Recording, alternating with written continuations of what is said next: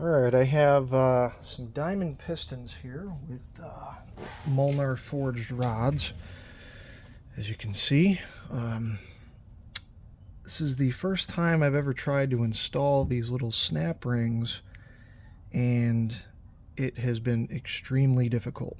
So I kind of figured out a way to do it without marring up the piston. I'm going to need a couple things here, and it's very, very tricky. This screwdriver, this, and this pick. So obviously one side at a time. When you do this side, you're going to have a little bit more clearance because the wrist pin drops down.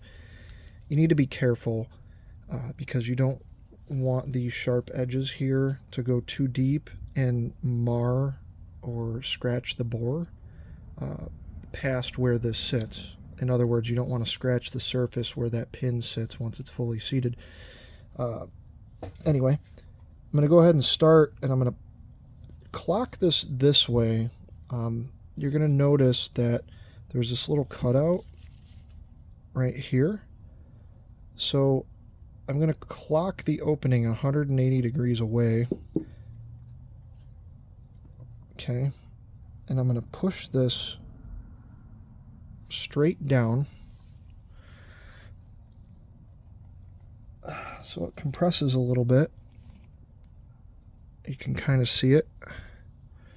And then I'm going to flip it this way, but you want to make sure you have it deep enough to where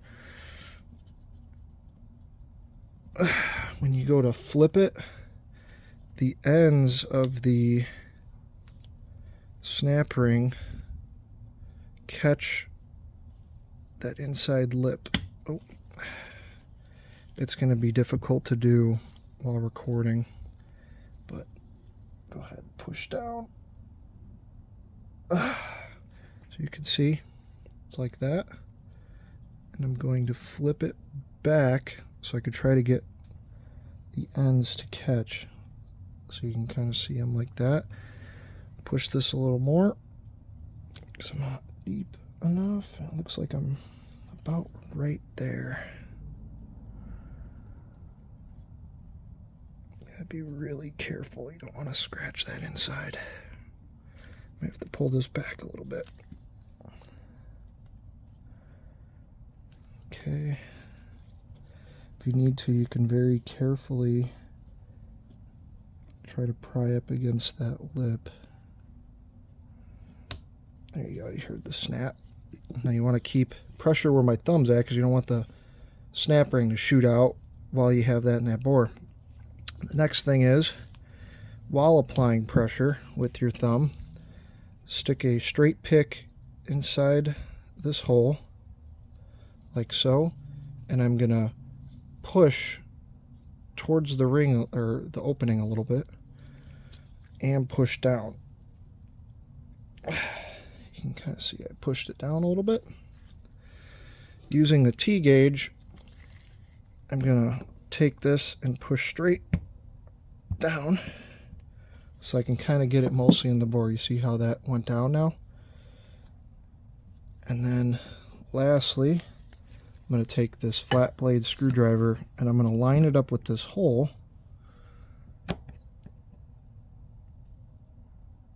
See how I'm pushing it? There we go.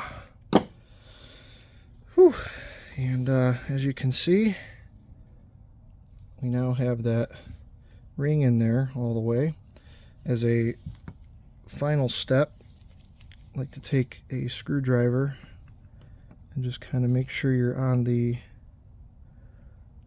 actual snap ring, not that bore inside, because this is a very hard tool steel screwdriver. The piston, I believe, is a softer material, even though it's forged.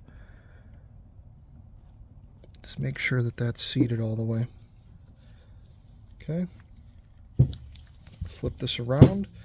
Now, you would think the other side would be harder because you're trying not to scratch the bore. However, the pin doesn't sit as far down if you look here. So the reason why that's an issue is because you can't push this down quite as far to flip it back to where it catches that edge. So this one's a little tricky. I'm going to try to see. Again, push it down as far as I can. Okay. You can see it's like that. Oh, see it. This is why it's a little more difficult.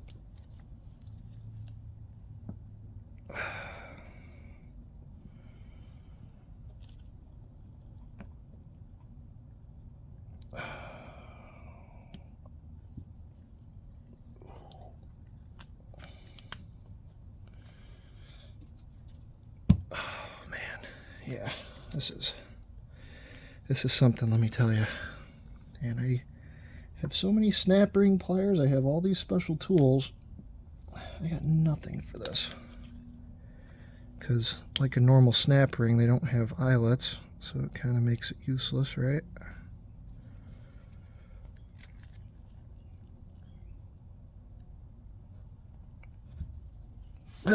Man, it takes a lot of finger strength. But you can see I got that wedged in there by hand. I'm going to go ahead and push down on this to seat it a little more. That way I can take my finger off a little. And then again, take this, put it in the bore, pry forward. Make sure this doesn't pop out. Sorry, I know you're not. Oh, you can kind of see what I'm doing right now, right? Okay. And then push straight down. Okay. So I took this and pushed straight down on it. See how it's seated further. Now I'll take my flat blade. And maybe I could do this so you can see. Just going to be really careful.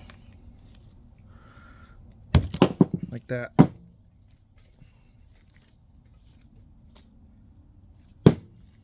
Stupid bugs. And then again, take your flat blade, push it against that. Make sure that the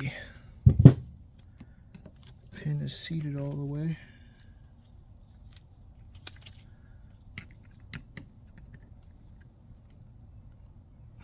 Be careful not to scratch any of your surfaces or anything with your tool. And when you're done, you can see we got a little bit of marring here, but I can't feel it with my fingernail. It's nice and seated. Let me tell you, pain in the ass. My fingers hurt a little bit after this, but whatever. So there's a fully assembled rod, and after I do some ring sizing, I'll be ready to put this in the engine. Hopefully that helps somebody. I know it's not the easiest thing in the world, but if someone's got a better solution, go ahead and feel free to leave a comment.